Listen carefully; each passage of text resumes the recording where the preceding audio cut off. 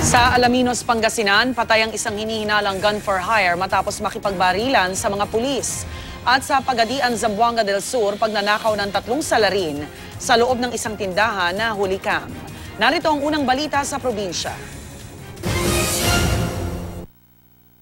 Kitang-kita ang pambibiktima ng 3 magnanakaw sa loob ng tindahang ito sa barangay Santa Lucia, Pagadian City.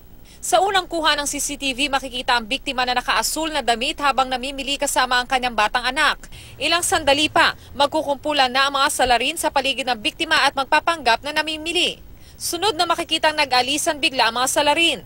Tangay na pala nila noon ang pitaka ng biktima na naglalaman ng 10,000 pisong cash. Nagawa rin nilang i-withdraw ang mahigit 14,000 pisong laman ng ATM ng biktima matapos makuha ang card at password nito sa loob ng pitaka. Inaalam pa ng mga pulis ang pagkakakilanlan ng mga salarin. Sa barilan na uwi ang paninita ng mga pulis sa isang rider sa Alaminos City, Pangasinan. Ayon sa pulisya, isang tawag ang kanilang natanggap kaugnay ng isang armadong lalaki sa lugar. Namataan naman nila ang isang rider na kahina-hinala ang kilos. Pero nang sitahin nila, ay agad daw nagpaputok ang salarin. Gumanti ng putok ang mga pulis hanggang sa mapatay ang lalaki.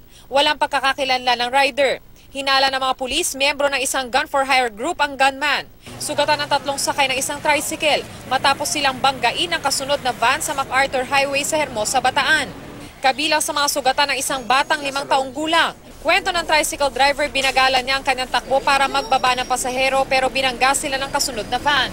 Tumanggi namang magbigay ng pahayag ang driver ng van habang patuloy ang investigasyon sa insidente. Para sa unang balita, Von Aquino reporting.